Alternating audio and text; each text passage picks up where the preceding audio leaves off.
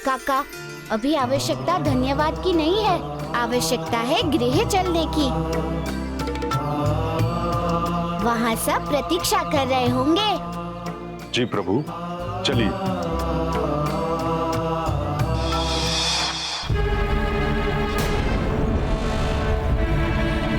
जामुन, मेरे समझाने के बाद भी तुमने अपने धर्म का प्रचार प्रसार बंद नहीं किया। इसका तात्पर्य है कि तुम्हें अपने जीवन से प्रेम नहीं है। चारवाक जी, आप ये स्पष्ट रूप से क्यों नहीं कह रहे? ये जामुन, क्या तुम्हें मृत्यु से भय बिल्कुल नहीं लगता? तो चारवाक जी, भय तो उसे लगता है जो अधर्म के मार्ग पर चलते हैं। जो धर्म के मार्ग पर चलते हैं वो भयहीन होते हैं। और मेरी बात मानिए चारवाक जी, आप भी अधर्म का मार्ग त्याग दीजिए और धर्म के मार्ग का अनुसरण कर लीजिए।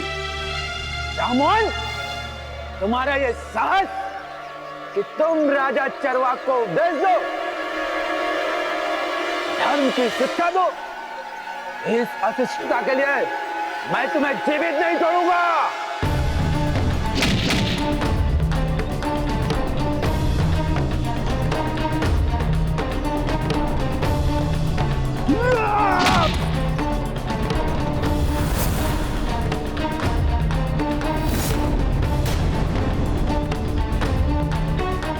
चारवाक, यदि मैं चाहूं तो इसी क्षण तुम्हारा अंत कर दूं, किंतु नहीं। मेरी शत्रुता तुमसे नहीं है चारवाक, मेरी शत्रुता तो अधर्म से है जिसकी राह पर तुम चल रहे हो। मैं तुम्हें एक अवसर और देता हूं चारवाक, अधर्म के मार्ग को त्याग कर धर्म के मार्ग पर आ जाओ और अपने पापों से प्रायश्चित कर लो। धर्म के मार्ग पर आए तो तुम्हारा कल्याण, अन्यथा तुम्हारा अंत कोई अन्य नहीं अपितु स्वयं हो जाएगा।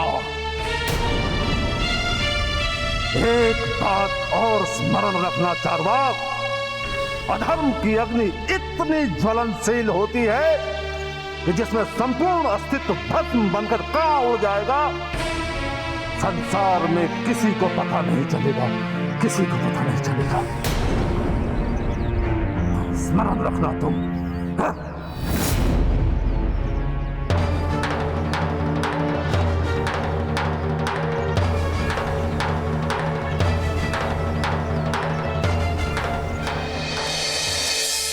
पुत्र, तुमने न केवल मेरे पुत्र गजशक्ति की रक्षा की है, बल्कि बलधारी का अंत करके सारे गांव की रक्षा की है।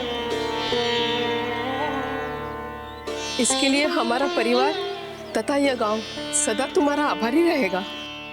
दादी, जो धर्म के मार्ग पर चलते हैं उनका कभी भी अहित नहीं होता।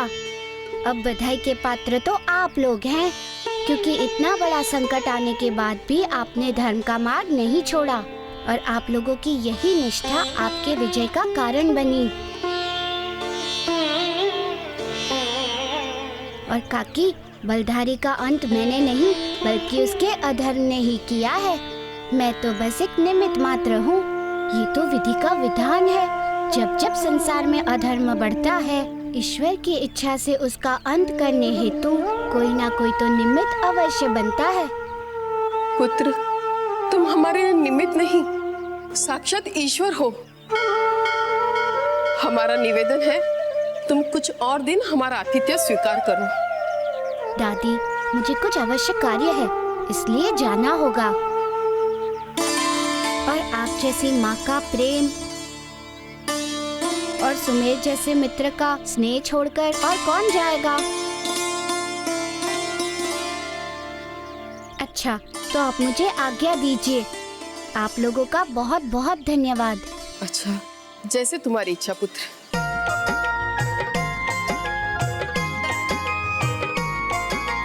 नाम हनुमान बलवान बाल भगवान, महिमा अनंत जाको सृष्टि गुण गायो है। महाशक्ति दिव्य शक्ति ऐसो महावीर शक्ति, देखी देखी वैरिणी को अंतर कपायो है। अंजनी को लाल लाल लाल गाल, क्रोधवंत को न समझ पावे भ्रुकुटी चढ़ायो है। महाकाल भगवान धाये, वैरिणी के अंत है तू गदा को उठायो है, वैरिणी के अंत है तू गदा को उठायो है, वैरिणी के अंत है तू गदा को उठायो है। नहीं, मैं इतनी सहजता से कभी हार नहीं मान सकता। मुझे उस रीछ को हर स्थिति में रोकना होगा, उसके धर्म के प्रचार को रोकना होगा, अन्यथा उसके धर्म प्रचार प्रसार के कारण मेरी शक्तियां और भी कम हो जाएंगी। मैं अपने उद्देश्य में उसके जीवित रहते कभी सफल नहीं हो सकता, क्योंकि उसके पास धर्म की ऐसी विराट शक्ति है जिससे मैं कभी पार नहीं पा सकता। फिर क्या करूं? कुछ भी करके उसे रोकने का उपाय तो करना ही होगा। हाँ, मेरे पास यदि धर्म की शक्ति नहीं है तो अधर्म का बल तो है छल। मैं उसे अपने छल से रोकूंगा, छल से।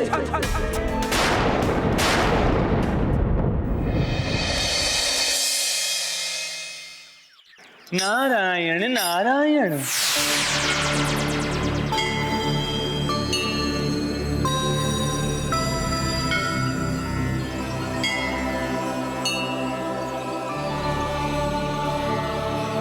देवर्षि, आप यहाँ? प्रभु, आज मैं आपके पास एक विशेष प्रयोजन हेतु आया हूँ। किस प्रयोजन हेतु देवर्षि?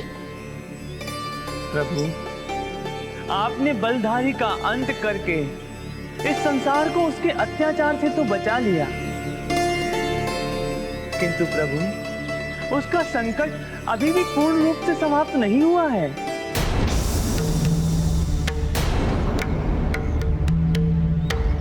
मैं कुछ समझा नहीं देवर्षि। प्रभु, बलधारी जैसा व्यक्ति इस संसार में फिर से कभी भी खड़ा हो सकता है तथा वो मनुष्यों का बल धारण करके स्वयं को महाबली बनाएगा एवं संसार के लोगों को शक्तिहीन कर उन पर अत्याचार करेगा। प्रभु, इस संसार में ऐसी घटना दोबारा ना घटे, इसके लिए एक ऐसी निधि का निर्माण करना होगा जो स्वयं बल की नियंता हो, बल की अधिपति हो, जिसके द्वारा कोई भी निर्बल व्यक्ति बल प्राप्त कर सके। प्रभु, आप तो बल निधान हैं, स्वयं बल के स्वामी हैं, इसलिए इस निधि का निर्माण भी आप ही कर सकते हैं। इसलिए प्रभु, संसार के कल्याण के हेतु मेरी आपसे विनती है कि संसार के कल्याण हेतु शीघ्र बल निधि का निर्माण करें। देव ऋषि, मैं संसार की रक्षा एवं हित के लिए बल निधि का निर्माण अवश्य करूंगा,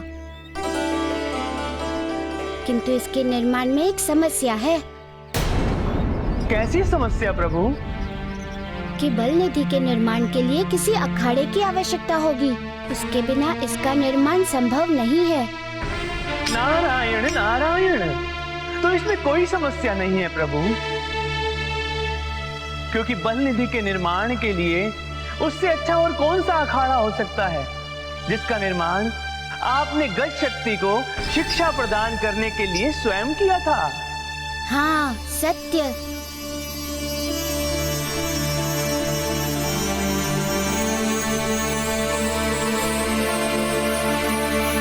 श्री राम जय राम जय जय राम, श्री राम जय राम जय जय राम, जय जय श्री राम, जय जय श्री राम, श्री राम जय जय राम, श्री राम जय जय राम, श्री राम जय जय राम। भक्ति में लीन है, यही उपयुक्त अवसर है इसके इस धर्म ग्रंथ को चुराने का। ना ये ग्रंथ रहेगा और ना ये धर्म की नदी जिसे बहाने पर उतारू है ना बहा पाएगा।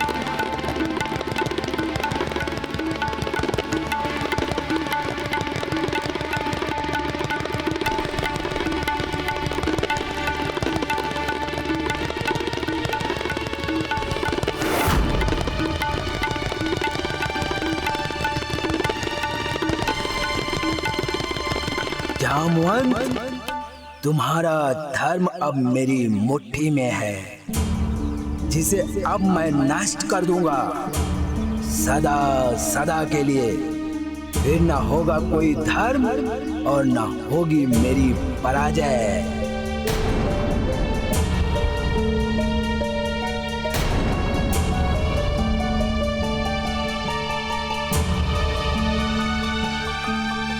जय जय श्री राम, जय जय श्री राम, जय श्री राम। भोजपत्र, भोजपत्र कहाँ गए? भोजपत्र, भोजपत्र।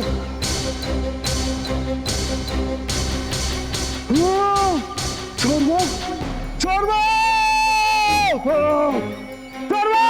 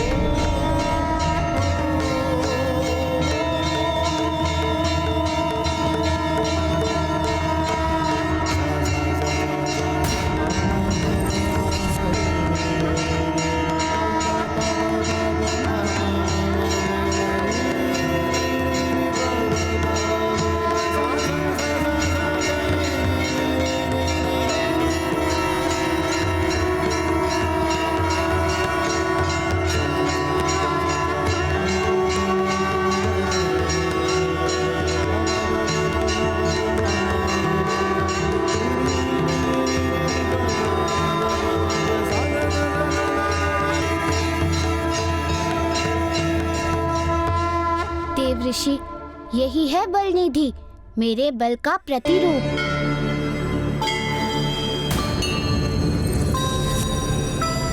आज से संसार में बल का सारा विधान, पूरी व्यवस्था बल निधि के पास ही होगी। लोगों की रक्षा का भार भी इन्हीं पर होगा तथा सबसे महत्वपूर्ण के बल निधि के रहते अब कोई भी मनुष्य अथवा असुर किसी भी मनुष्य के बल को धारण नहीं कर सकता। नारायण नारायण। तो प्रभु, क्या कोई भी बलहीन मनुष्य बल निधि के द्वारा अपने बल को धारण कर सकता है? हाँ देव ऋषि। प्रभु, बल धारण करने की विधि क्या होगी? बस केवल नियम और पालन। अर्थात प्रभु? देव ऋषि, बल निधि का वास सदैव अखाड़ों के भीतर होगा।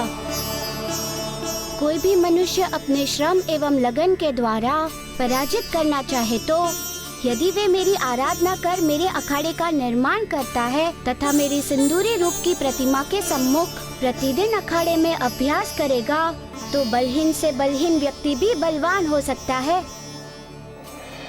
तथा मेरी सिंदूरी रूप की प्रतिमा के सम्मुख प्रतिदिन अखाड़े में अभ्यास करेगा तो बलहीन से बलहीन व्यक्ति भी बलवान हो सकता है। अर्थात बल निधि को वो साध सकता है। नारायण नारायण।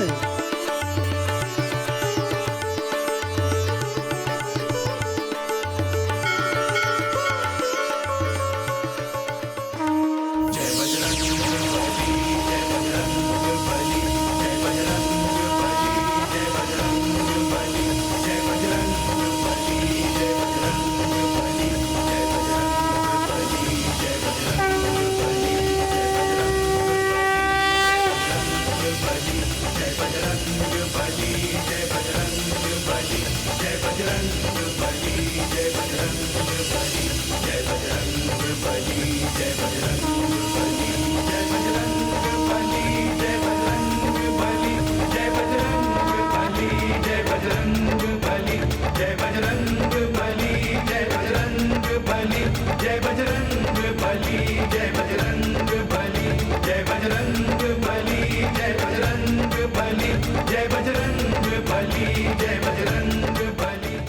ऋषि, आज से मेरा बल निधि रूप सदा अखाड़ों में ही वास करेगा। अखाड़ों की मिट्टी में कण कण में मेरे बल का वास होगा। नारायण नारायण।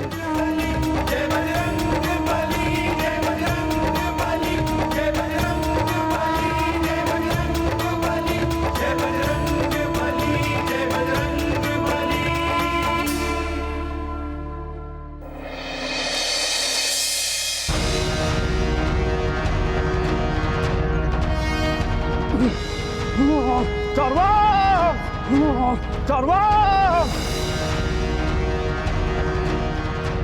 रुक जाओ चारवाक! रुक जाओ! चारवाक!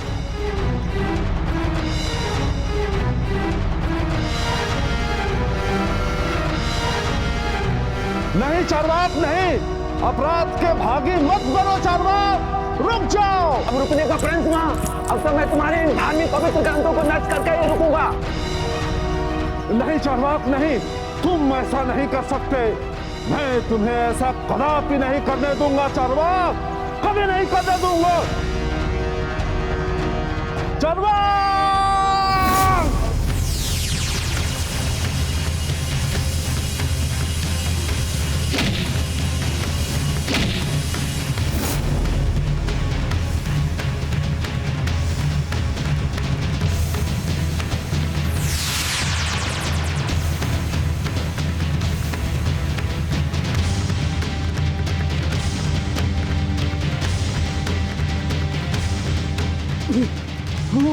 चारवाक!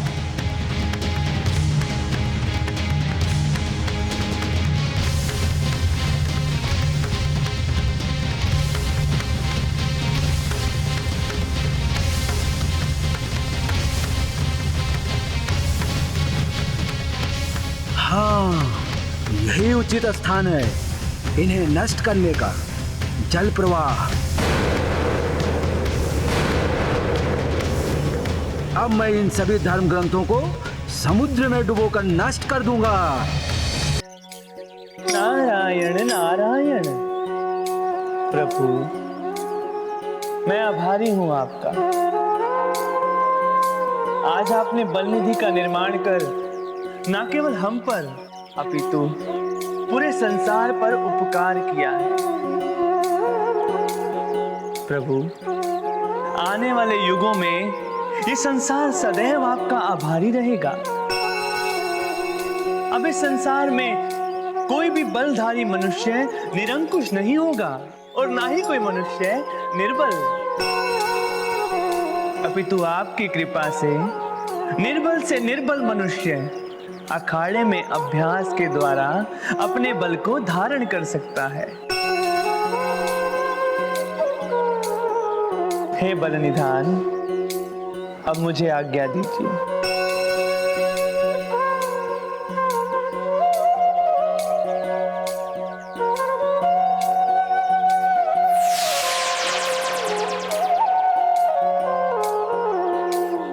अब मुझे अगली निधि के लिए प्रस्थान करना होगा।